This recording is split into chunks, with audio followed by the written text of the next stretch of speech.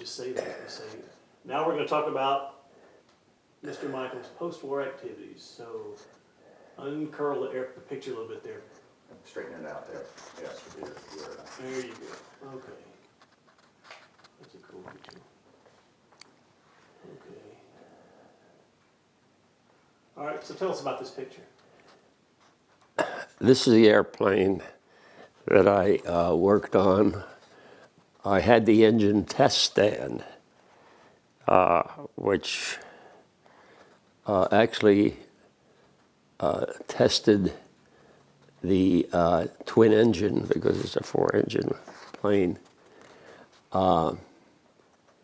And since it was a jet, and it also had, at that time, had an afterburning engine, we had to build what's known as a hush house.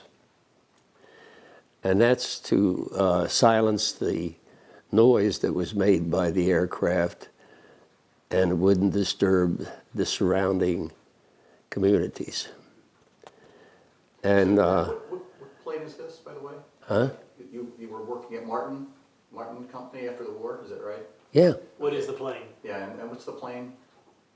This plane? Yeah, what's the model number on that? It's a P6M. P6M, okay. All right, got it. Yeah. It never went into production. No. We built 17 of them, but we lost 2 in flight tests, and 16 were scrapped ultimately. Beautiful airplane to see in flight. But my job on this particular airplane was to calibrate the fuel gauges. And do you see what I was using? Oil drums? A drum and one of those scales, weight scales. Now, the secret was that the fuel gauges were capacitance type gauges. And we had to put the airplane through different positions, which essentially duplicated what might be in flight. And so I get a dry airplane, nothing in it. And I start off by essentially putting fuel in it. And of course you measure all of that and you go by weight. So once you fill the airplane up, you knew how much was in there. Then you removed it, and essentially there is a term called sump capacity and trapped fuel. And that's what we had to determine. Not only the fuel gauges that had to be calibrated for what it would indicate on the gauge inside the aircraft, but also the sump capacities and also the trapped fuel. This airplane, we built 17 of them. 2 of them were destroyed in flight tests. The first one was a fatality completely. The second one, the 2 occupants bailed out and they survived, but the airplane didn't. Ultimately, because this was a replacement for the P5M, which was around the world. They had bases around the world with the P5Ms. This would be replacement for it, which had a longer patrol time frame on it because it had a lot more fuel on it. And it was a jet where the other ones were propeller-driven planes. You can put the picture down.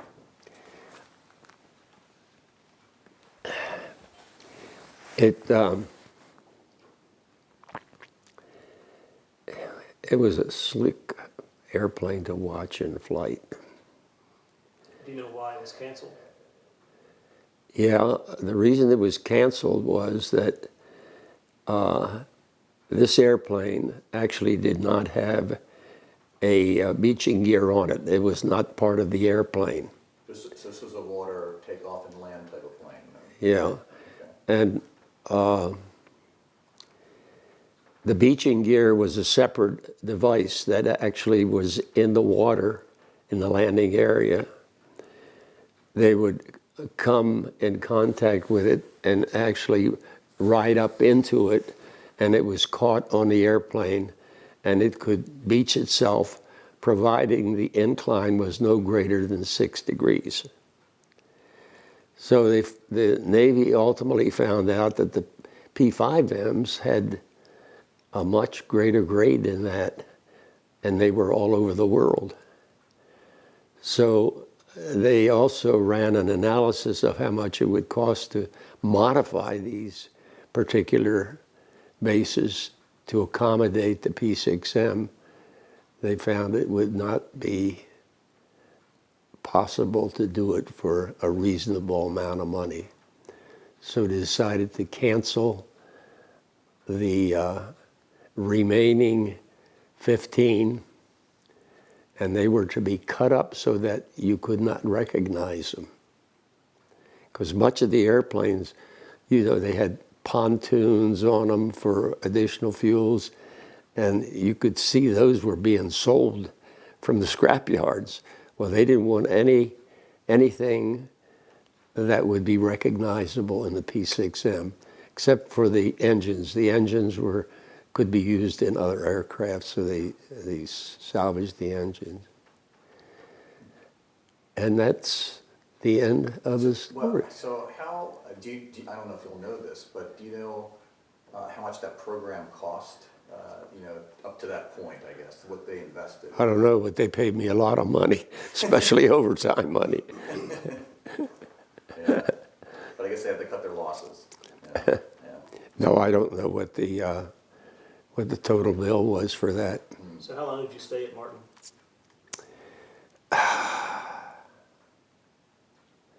About 20 years. Yeah.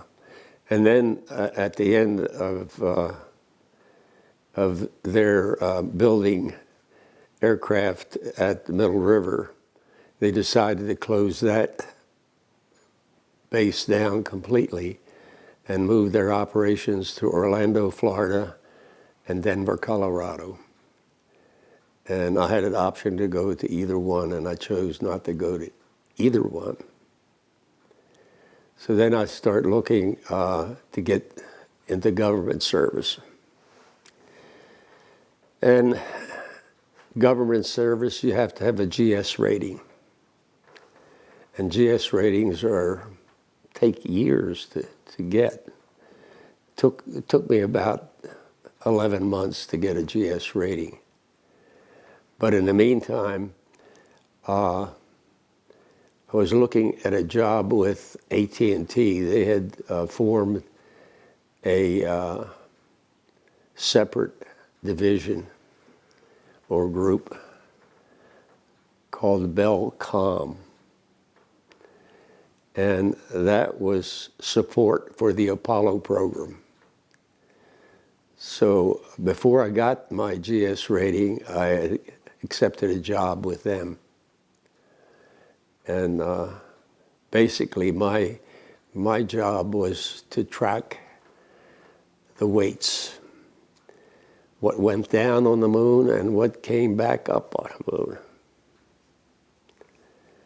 And obviously the lunar lander had only so much propulsion, and it had no problem in getting down there.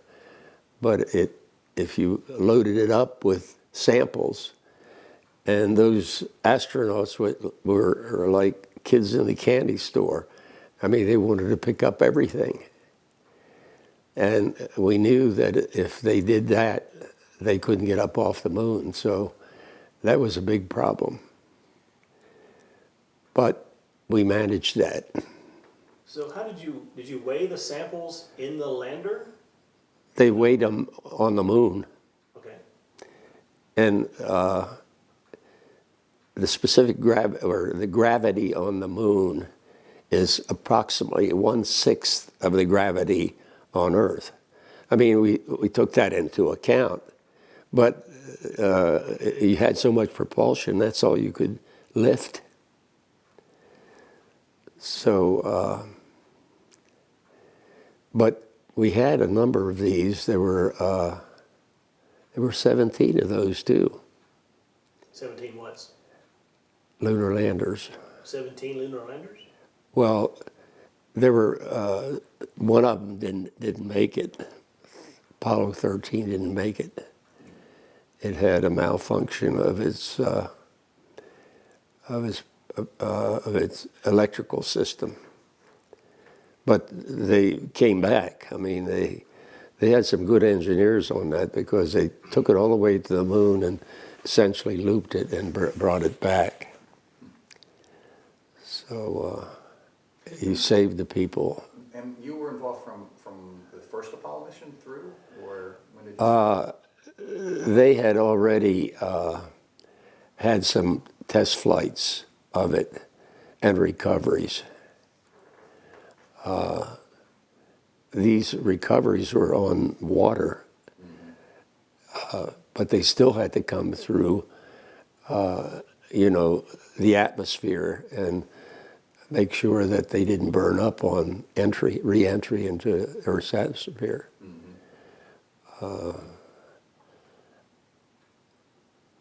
So when you first were got the job or employed there, was it strictly just for the lunar landings? I mean, I think the early Apollo missions, they didn't have lunar, it wasn't to the moon, right? It was.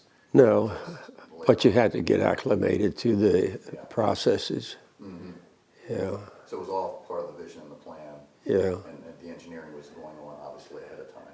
And you had one of them that burned up right on the site. Did you work at Cape Canaveral? I never went to Cape Canaveral. I worked in Washington, D.C. And actually, I had to provide up to 1/10 of a pound of what, because they carried a lot of cameras. They had a lot of equipment that they took down there. And I had to track the weights of those things to the 1/10 of a pound. And then each month, there was General Phillips that we had to report to. And he was one that he didn't want to get into detail much. He wanted an overview and that's it. And if I got too much detail, then he would essentially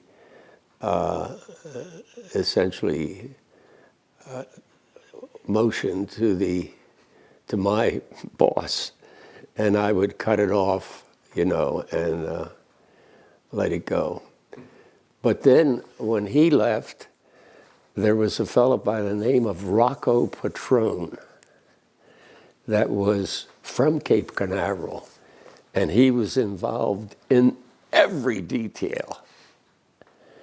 And I remember the first meeting that I had. Usually my meeting with Phillips was 15 minutes, 10 minutes maybe. With him, we were there at 11 o'clock at night, and he hadn't finished yet. So it was a difference in what the individual was used to. But he cut that back too after a bit. Wow. But again, So like, all the, I guess, the Apollo missions, is there any favorable one or one that was more interesting than others for you? not particularly. The early ones were interesting because, you had a lot of the talk that was with the astronauts, that was presented over TV that time. Well, some of that stuff that they said was not for TV audiences at all. So, Such as what? What would they might say that we're not? well, they used all sorts of foul language, which I don't know whether it was necessary or not, but that was the norm apparently. So, but we did go to a ball, Mom and I did, outside of Washington. It was actually in Maryland. And we met some of the astronauts, and I don't remember who they were anymore. Do you remember approximately what Apollo mission it might have been? Do you remember? No. Yeah. But the point that I want to make really is that it's not today's technology, but at the time it was the brink of technology. And a lot of the technology that is here today comes from those early beginnings of technology. So speaking of technology, I remember visiting you in the office one day, actually pretty close to when you were moving on to the next job up in New Jersey, but all I saw in your office was, it was a pretty big stand off to the side, right? But it was basically a huge calculator. Computer. Yeah, well, you called it a computer back then. I think all you did was punched in numbers to add things up, which was like, a calculator to me. But was that kind of the brink of technology? Was there, I guess there was probably other types of Well, technology. there's more than that, because the technology to get this thing on the moon is really something. Yeah. Because not only did you want to get down on the moon, but you also had to save the launching vehicle that was there with it, because that's the same vehicle that you had to launch up to pick up the command module, which was circling around the moon. But to me, again, I don't know if it was more than that, but I know you had a part, like everyone had a part in the mission itself, and you were calculating things. But it seems like, there was a huge coordination effort, because it wasn't just a single program in a computer that says you push this button, you put in these numbers. That's right. You had teams of people like yourself, and it wasn't just you, the only one probably for the Absolutely not. calculations. Yeah. You all had checks, double checks, probably triple checks, and then it all rolled up into something else. So, even though there was some technology involved, there was some brilliant people that kind of visioned this thing and still brought it all together, which is quite amazing, I think.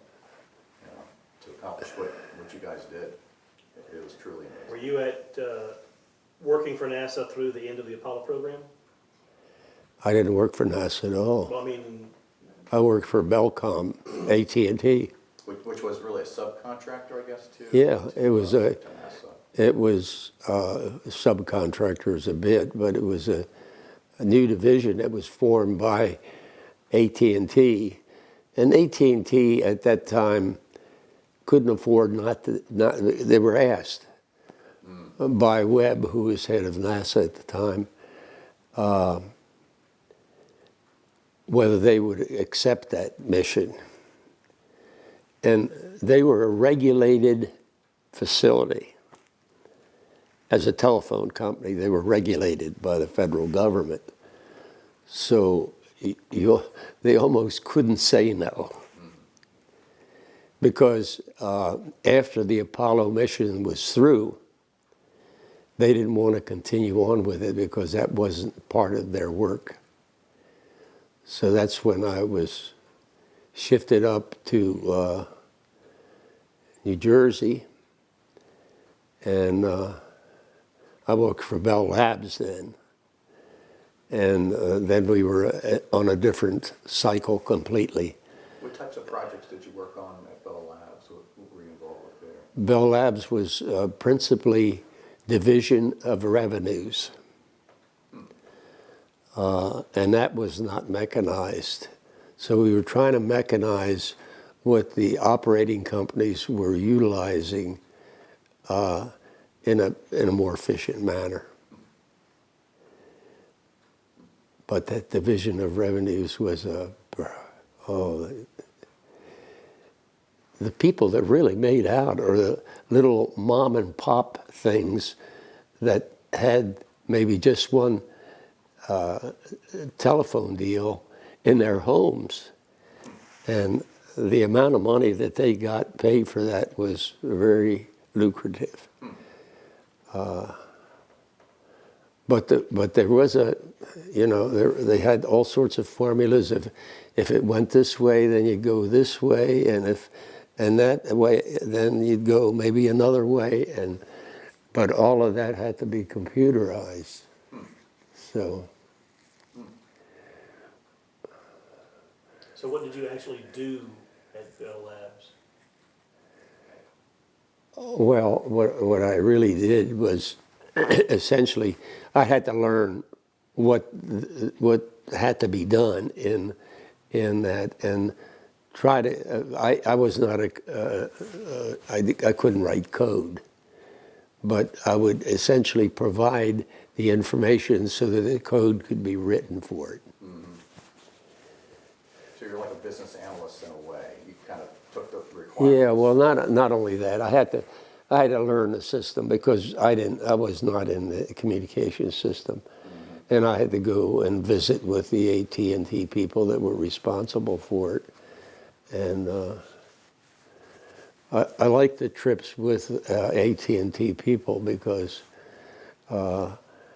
Especially going to San Francisco and eating the bread out there. Yeah. They were drinking, I was eating the bread. So that when it came to dinner, I was too full to eat dinner. Yeah, I can't remember if you either worked with this gentleman or if you worked in the facilities near you, but I guess the author of one of the Linux shells, which I think was David Bourne, mm-hmm. Right? I thought he came out of Bell Labs, or he worked out of Bell Labs. Did you work with him? There were 39,000 people that worked in Bell Labs. Okay. Yeah. No, I did not work with him. Okay. Where'd you go after Bell Labs? After Bell Labs, I was in a group called Telcordia Technologies, which AT&T was required by the federal government to essentially take inventory of all their equipment. And the way they did it was manually. And it was done by serial number. So you had to have two people essentially taking that inventory, and they had to do it every 5 years. So we decided that we ought to have barcodes. And we essentially barcoded all of that. And that was a simple process because you could scan it very easily with one man and do it very rapidly. So that was one of my jobs. Was it to set up the systems, I guess, for barcoding or something like that? Oh, what? Just to set up the systems, I guess, for barcoding. It wasn't that you barcode, you scanned the barcodes, right? I didn't scan the barcodes. We basically established the barcodes for each of those pieces of equipment. Yeah, gotcha. And then those barcodes were essentially put on the equipment, just like you have barcodes on your grocery items now. Mm-hmm. But they were, I think they were a lot better than they are on the barcodes in Although the barcodes in the grocery stores work pretty well, I guess.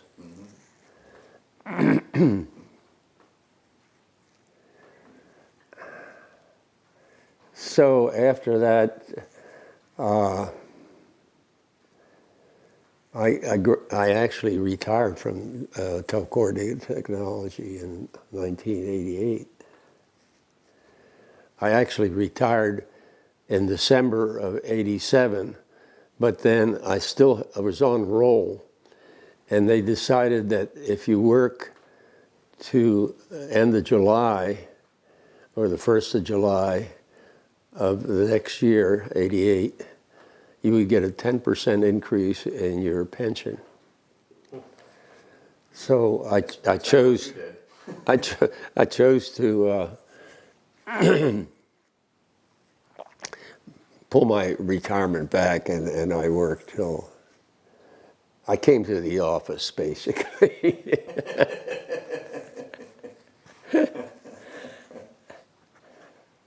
But then I retired in '88. I retired.